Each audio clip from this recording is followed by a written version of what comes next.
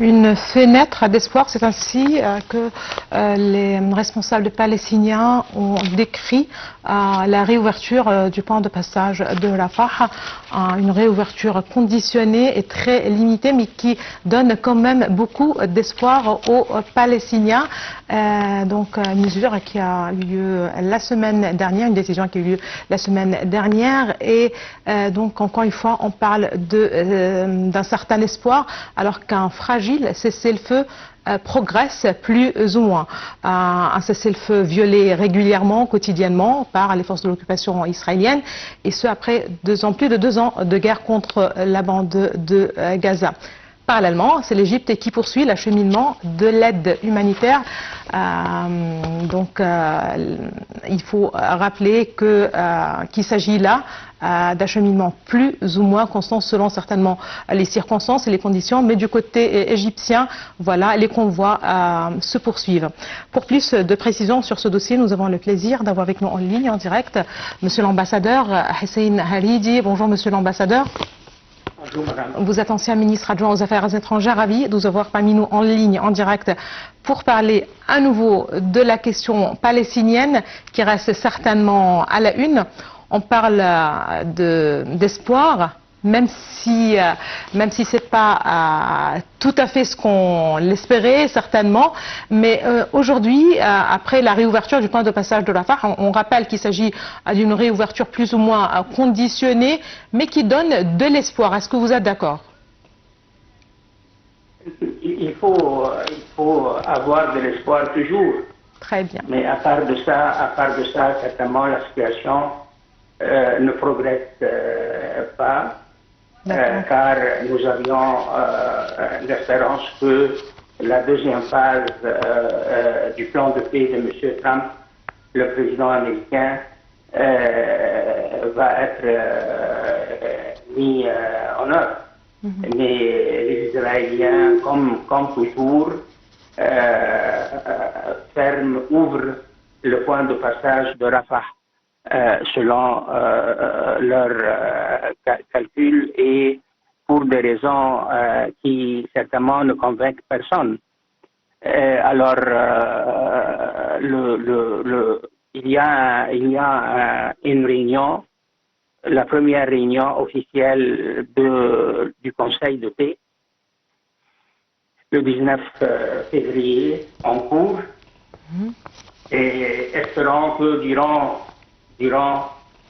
cette réunion, les Américains vont exercer des pressions sur M. Netanyahou, qui est devenu un membre, selon l'invitation de M. Trump, un membre dans ce Conseil de paix, pour certainement travailler avec les Palestiniens, les pays médiateurs et la communauté internationale pour mettre fin à cette guerre définitivement. En tout cas, les pays médiateurs, l'Égypte, la Turquie, le Qatar, ainsi que l'Arabie saoudite, avec l'administration américaine, font de leur mieux pour faire progresser la situation dans la bande de Gaza. Très bien. Certainement, on parle d'une deuxième phase qui devrait rentrer en vigueur. Quand vous l'avez justement précisé, il y a quelque chose qui empêche. Qu'est-ce qui empêche en fait la poursuite, si vous le voulez bien, de la feuille de route? On peut pas dire qu'il s'agit de feuille de route, mais on parle d'un accord de cessez-le-feu qui n'a pas été respecté du côté israélien. Ça, c'est d'un côté. De l'autre côté, il s'agit d'une deuxième phase qui devrait rentrer en vigueur avec la reconstruction de Gaza, avec tout ce qui est rapport avec l'accord même, mais donc qui n'est pas jusqu'à présent rentré en vigueur. Qu'est-ce qui empêche, alors que le Conseil est bien établi? Il y a le Conseil qui a été annoncé, surtout il y a quelques petites semaines, 2 ou 3 semaines si je ne me trompe pas, et donc ça n'avance pas.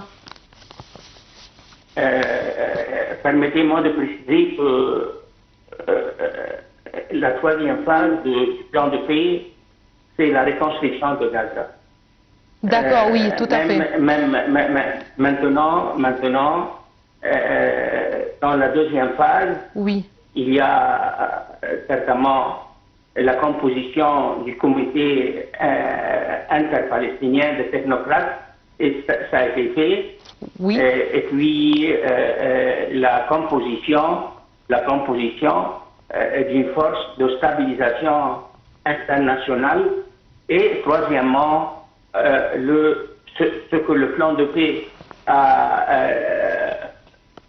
qualifié le désarmement de Hamas et la déradicalisation dans la bande de Gaza. Voilà la deuxième phase. On attend toujours la composition de la force internationale de stabilisation. Comme vous le savez, le commandant de cette force a été nommé. Il est un général américain.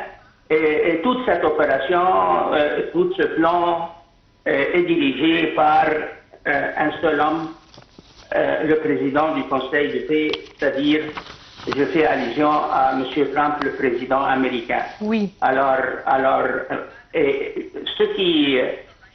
l'obstacle majeur, je dirais, le seul obstacle, c'est que le Premier ministre israélien est dans une phase de la campagne électorale, sa campagne électorale.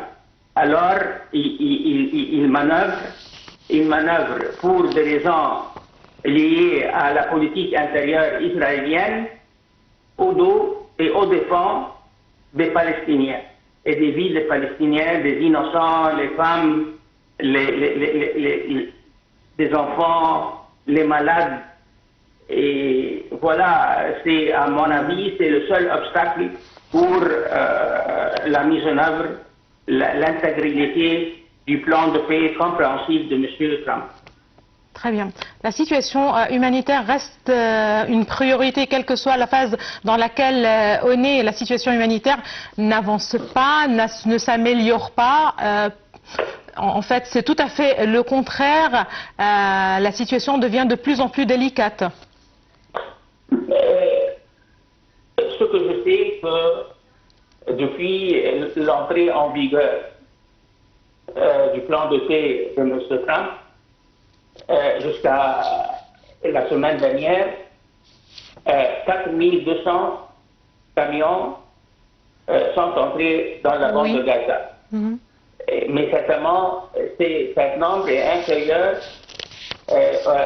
au nombre cité dans le plan de paix. Ce nombre est pas moins de 600 camions par jour devraient entrer dans la bande de Gaza. Oui. On attend toujours la décision de M. Trump et attendant la réunion de ce Conseil de paix le 19 février pour voir comment M. Trump va planifier la mise en œuvre de la deuxième phase et si vraiment le 19 février en cours la composition de cette force de stabilisation internationale sera annoncée. Très bien. Merci beaucoup. Merci beaucoup.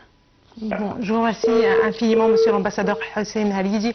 Vous êtes ancien ministre adjoint aux Affaires étrangères. Merci beaucoup de vos précisions et pour tous ces éclaircissements sur la situation dans la bande de Gaza.